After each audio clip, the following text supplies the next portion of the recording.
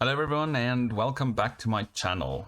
Today we are going to look at how you can go and log in into Facebook using Selenium to go and web scrape any content that you desire.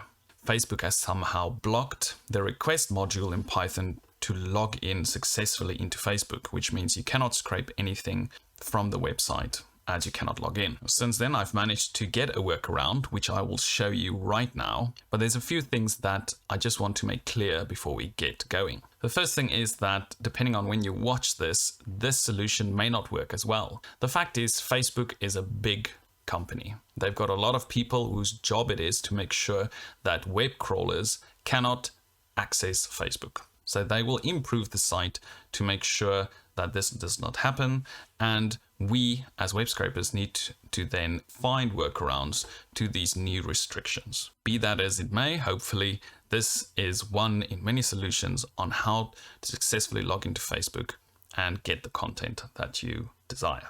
So I found that even though the request module cannot successfully log into Facebook at the time of the making of this video, Selenium is still the way to go when you want to log in to Facebook.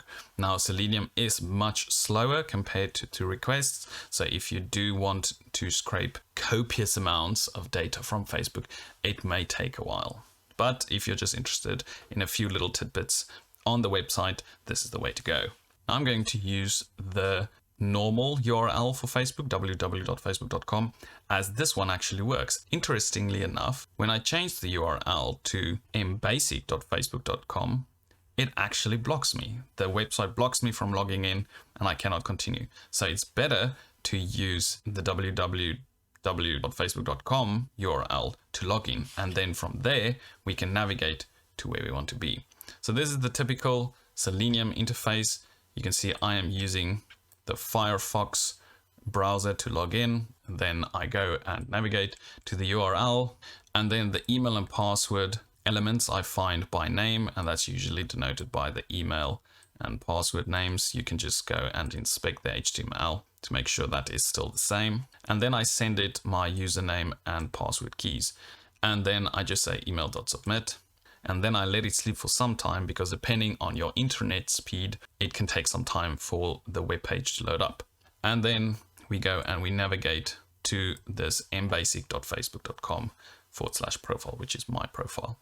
So you can clearly see this works where we go and we log in using the normal Facebook URL. And then once it's logged in, we can navigate to the mbasic.facebook.com URL, where we will do all our scraping.